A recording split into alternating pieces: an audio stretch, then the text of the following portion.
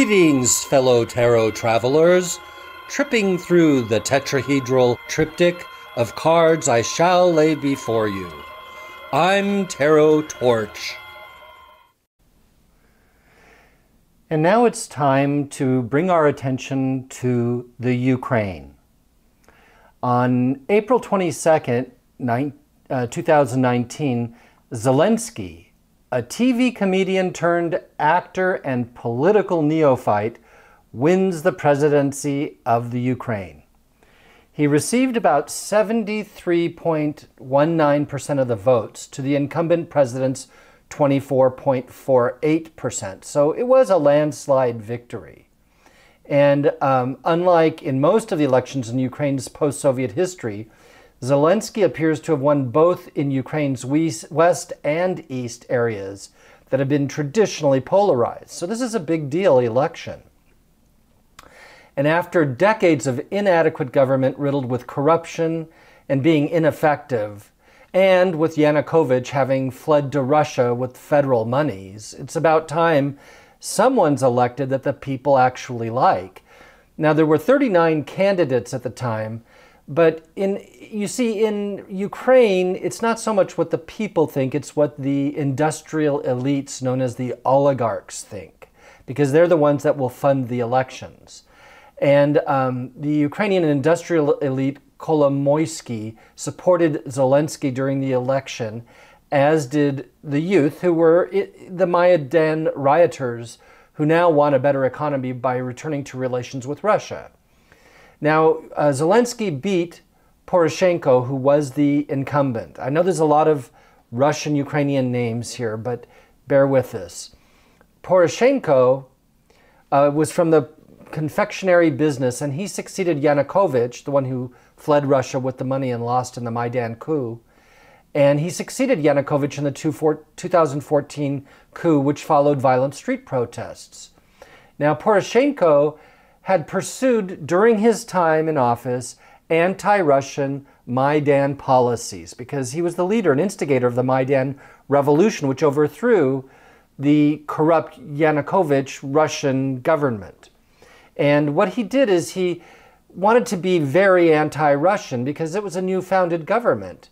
So he made the Russian language illegal, and he cut economic links with Russia. He passed anti-Russian laws so Russians could not own banks nor land in the Ukraine. He waged war in Donbass and led anti-Crimea independence campaigns. He blockaded Russian goods from entering the Ukraine. He proliferated an armed militia, and he started the Ukrainian Orthodox Church, which seized Russian Orthodox lands and monies and real estate holdings. So Poroshenko is considered to have been an ultra-nationalist incumbent. He only won 18% in the first round of elections in April, and was basically standing accused of official corruption and not ending the war in the Donbass region. Well, at the time of the election, the Ukraine economy, and currently, is in a state of stagnation. The Donbass regional war and the Crimea situation are unresolved, and there's rampant corruption in business and in politics. So Zelensky wants to reopen negotiations and start some trade with Russia in order to get the Ukrainian economy functioning again.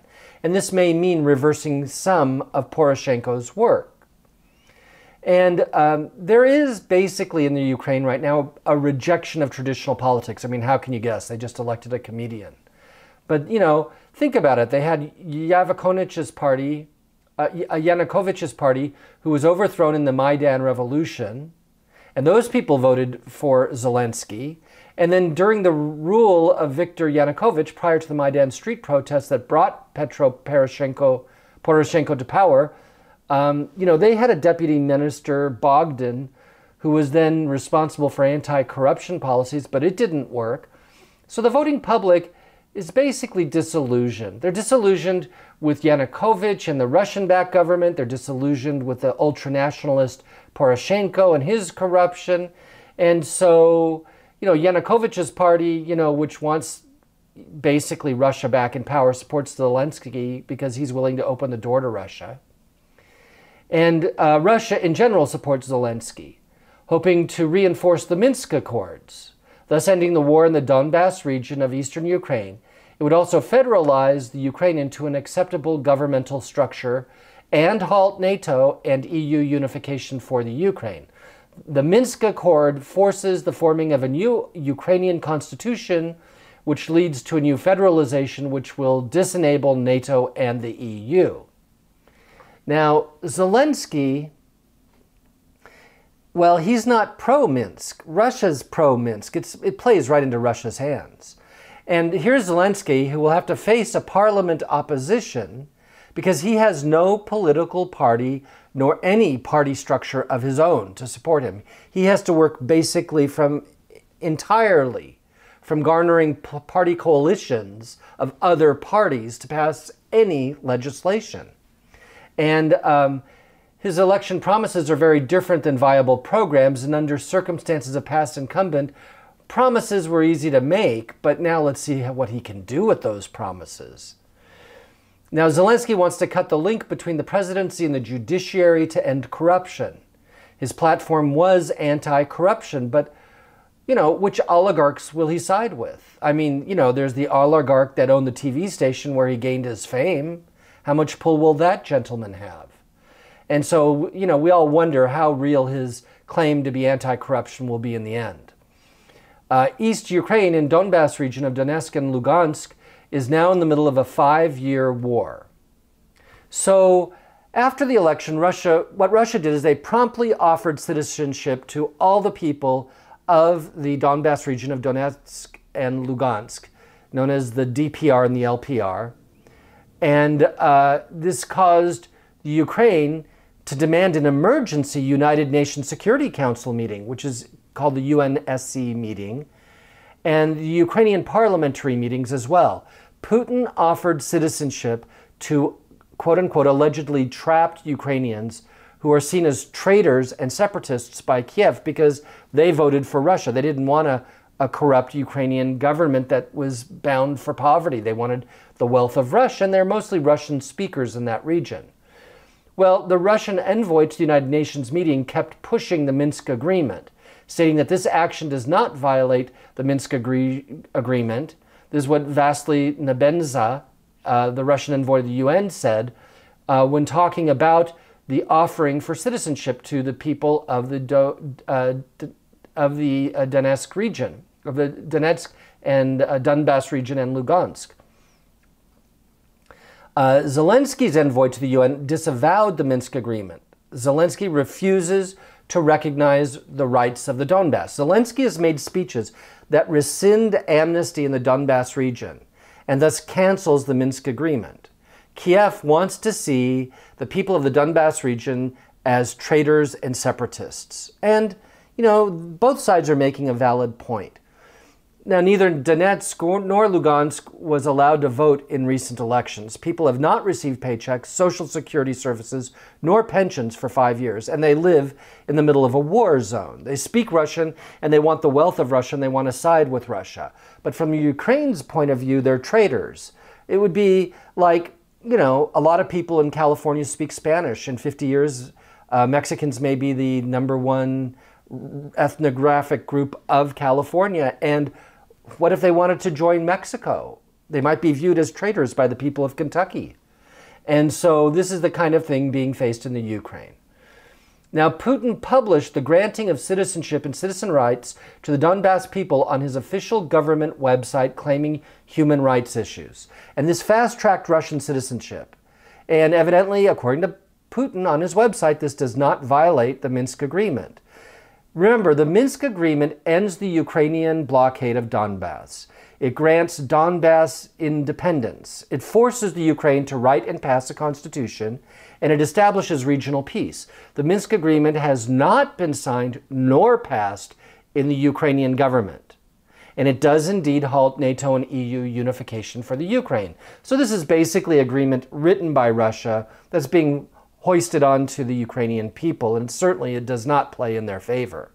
But, Russia's a big military country. The Ukraine is a small military compared to Russia. And the Russian Prime Minister, Dmitry Medvedev, said in his Facebook page on Monday morning that election results in the Ukraine show there's a chance to improve the relations with our countries after all. Now Medvedev, whose government has been supplying the Ukrainian separatists with weapons and manpower, expresses hope that Zelensky will be pragmatic and responsible when tackling the separatist issue in the East. So we have what's called a mess on our hands. There's a war going on. Russia's offering citizenship to the people that will side with Russia. The Ukrainians are calling them traitors and won't let them go. The people in the middle who are getting no paychecks, no pensions, no social security, no social services, are trapped in the middle of a war zone and probably not getting all the best press available to know what's really going on. So at a time like this, we turn to the tarot cards. And for the Ukraine, I've chosen the Byzantine Tarot. This is the book that comes with this deck. It's a fantastic deck and a very thick book.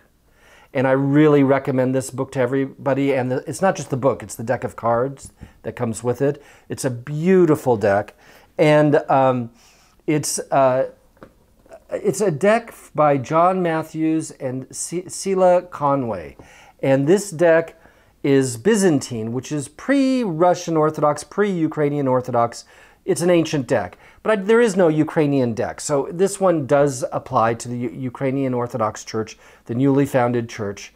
And then for Russia, I'm choosing to use a deck that is called the Golden Tarot of the Tsar. And this is by A.A. Atanasov. And this is a very beautiful deck. It does well on photography, but it is small. If you have eye trouble, it's a small pictographs and small printing on it, but it's a gorgeous deck as well. So let's begin by shuffling the cards. We'll begin with the Russian concerns, not because Russia comes first, but the deck's smaller and it's easier for me to shuffle first. So we just shuffle it about here and there. I already shuffled before the show, but I'm just keeping things honest. And this deck has not been shuffled yet, so I can pull it to the side. And we will cut the deck.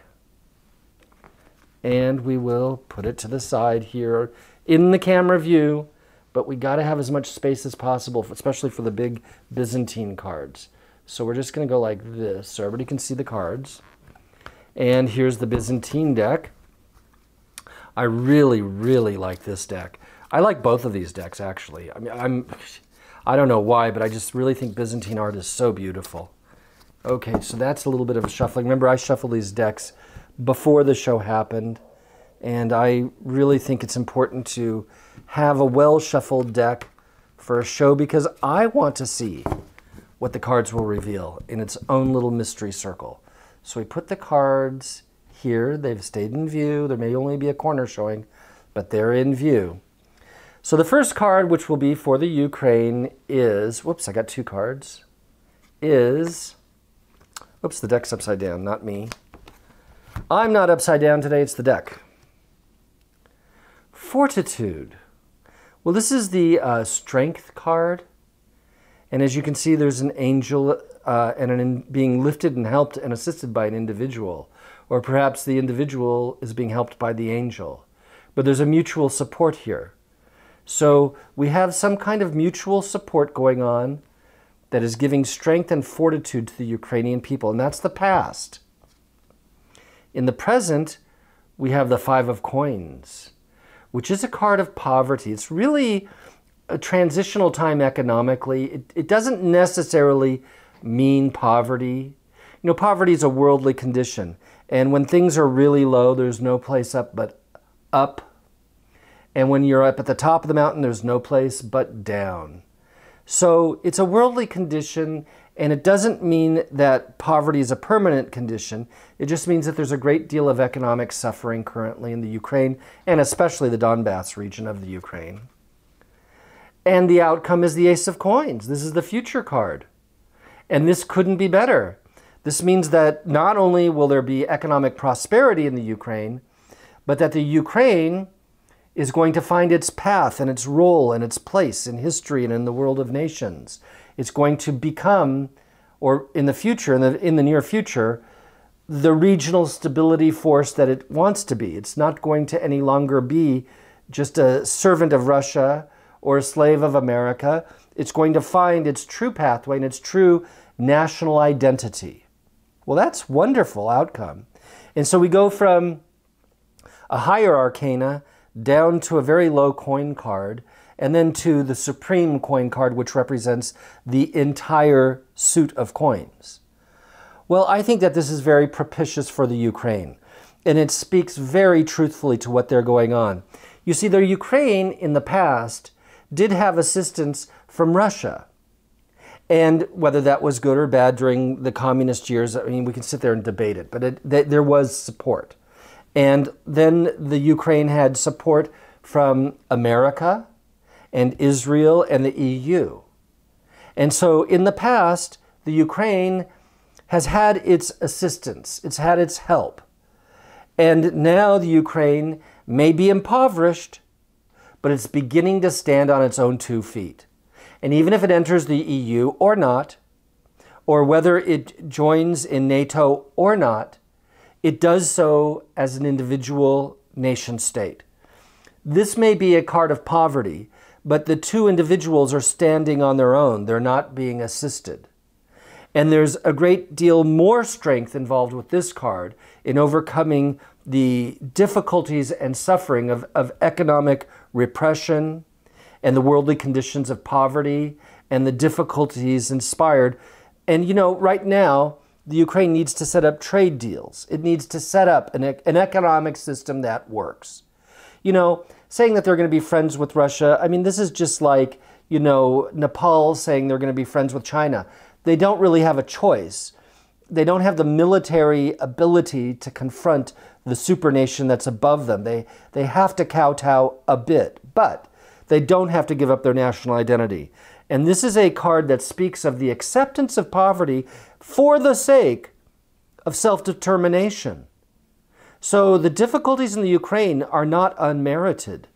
And then in the future, it's as though the path, you can see that there's a meadow here you can walk through between 2 trees. There's a pathway that gets to be walked. And the pathway is the pathway to riches and to material success and to the ability to earn your own living and to have your own economy and to be your own nation state and to pay for your own military and your own roads and to be able to support your citizens and send them their pension checks and their social security checks and provide social services. So what we see here is a beautiful future for the Ukraine. They're just having difficulty right now. Well, let's look into the difficulty they're having in the current tense. And we see that they have the 8 of Swords. Now, the 8 of Swords, you know, in the Marseille deck represents protecting something precious. But in the Byzantine Tarot, the 8 of Swords is actually a card of resurrection. And here's the story of Lazarus being resurrected from the dead. And so let's keep that down as the lower card. And we will look at the higher card as the Contessa of Coins, the Queen of Coins, the Queen of Pentacles in the Rider-Waite-Smith system. And isn't she a beautiful card? I think she's a little prettier than the Resurrection card, so we'll put her on top because I like looking at her. So when we deal with above and below, remember these are only indicators and descriptors of the original card. Above the poverty of the Ukraine is the Queen of Coins. So there is a bank, whether it's the IMF or BRICS, there is economic money, there is money and monetary support. There are oligarchs, there are businesses, there's an American-Ukrainian community. There is money available for the Ukraine. Countries like Israel, America, the EU, they will bankroll the Ukraine. So the Ukraine has access to money. That's what above means. It doesn't mean it's their money. It just means there's access to money. But what is below in the Ukraine is a resurrection, a rebirthing, a new start and beginning. That the old Ukraine has died and literally has been called from death to return in a resurrected form. You know, Lazarus in the New Testament is the first resurrection. Before Jesus' resurrection was Lazarus' resurrection. It is the first resurrection in the Bible. This is the first successful one that I'm aware of. And so what we're seeing is that in the poverty of the Ukraine is going to rebirth itself into a new identity. And there's plenty of international monies and banking systems and support mechanisms to birth this country.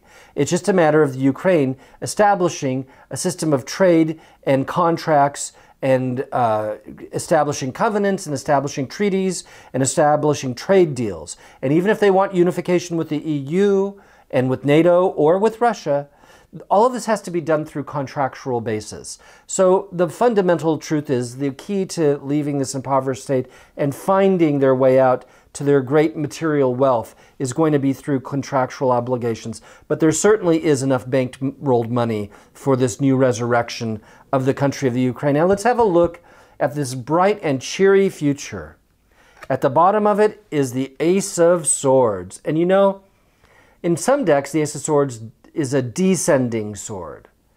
But this card is down at the bottom. I will have one at the top. And being at the bottom, it's very appropriate that the sword is ascending from the bottom towards the top. And at the bottom are the hell flames of war. So what we see here is that there's an ascent that will occur towards truth. That it's not so much anti-corruption as much as it's pro-truth. You can't let me explain something. If China and Russia and the Ukraine and Eastern Europe and South America and Mexico and Central America and Vietnam and so many other countries got rid of corruption, and look, I'll even say the United States. If all corruption were gone, oh my gosh, this planet would be 1,000 times richer. Everybody would have everything they need. In fact, we could probably do away with money if corruption were gone because there'd be no need for it. Everybody would be so wealthy and the resources at hand would be so plentiful, it wouldn't matter.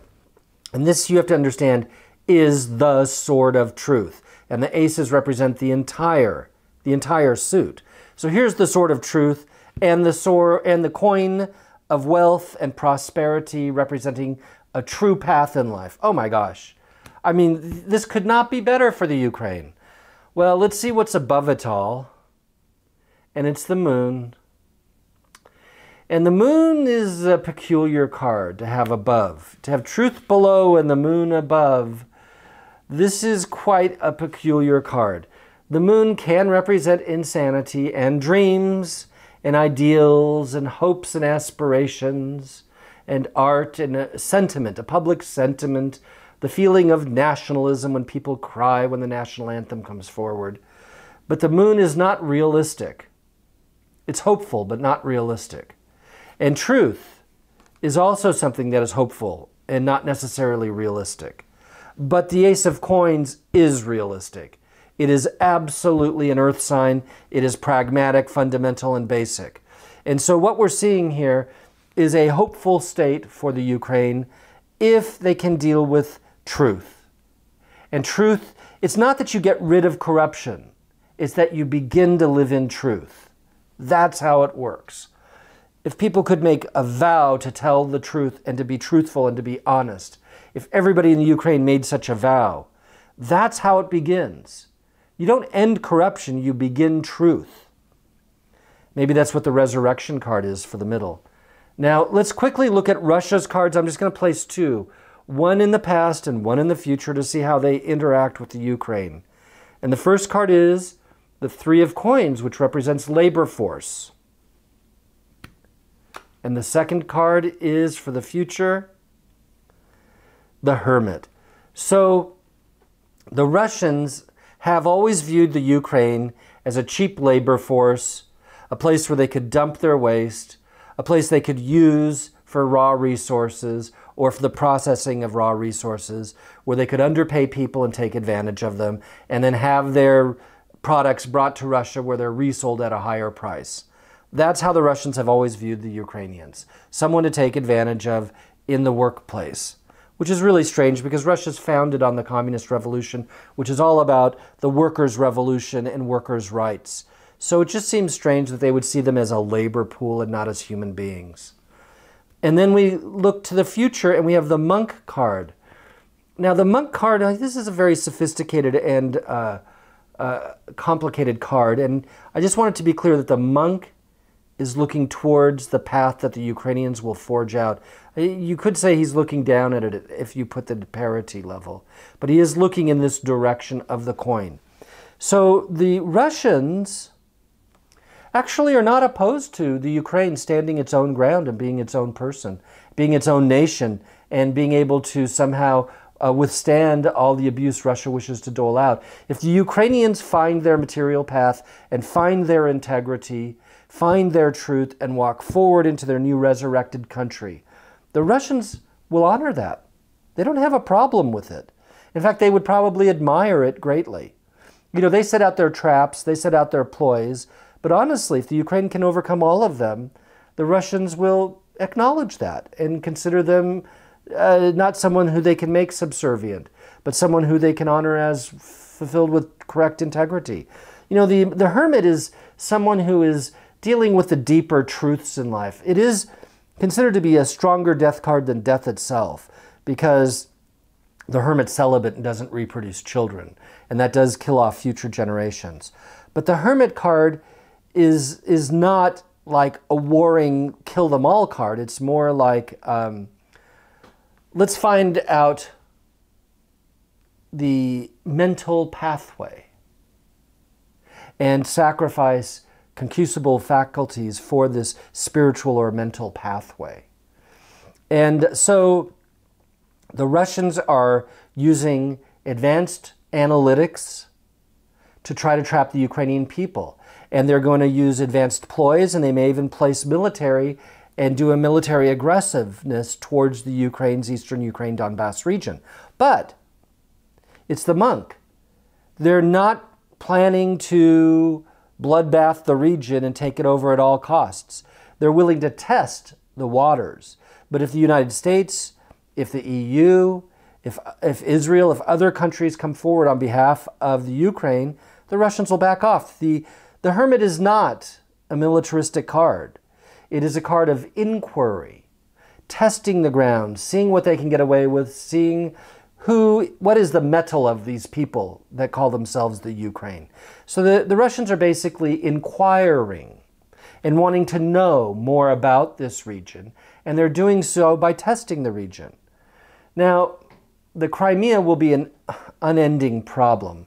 I mean, possibly the Ukraine can get back the Donbass region, but the Crimea, you know, that may involve EU, American, Japanese, British, and Israeli forces to launch some kind of multinational advance on the Crimea region.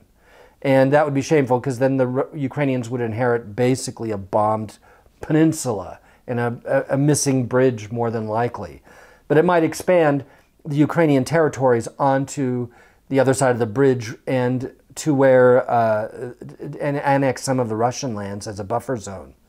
So, you know, Russia has a lot to lose by holding on too tightly to the Crimea. And because we have the monk card here, I think Russia would even negotiate away the Crimea if the Ukraine showed some integrity and came up with a reasonable deal and had a reasonable economy and was a reasonable nation state with whom they wanted to deal. So I don't see a real problem in these cards for the Ukrainian people. I think that the current situation of poverty is a testing ground.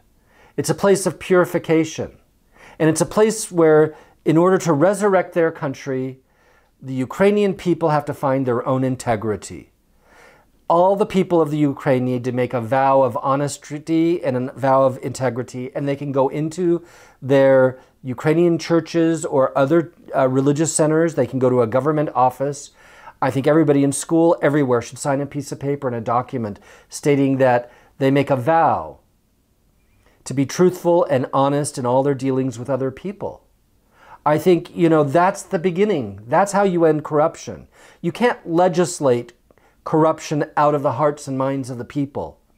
They have to want to change, to resurrect their country, to find their pathway that will bring them the economic wealth and prosperity that truly, truly they have earned.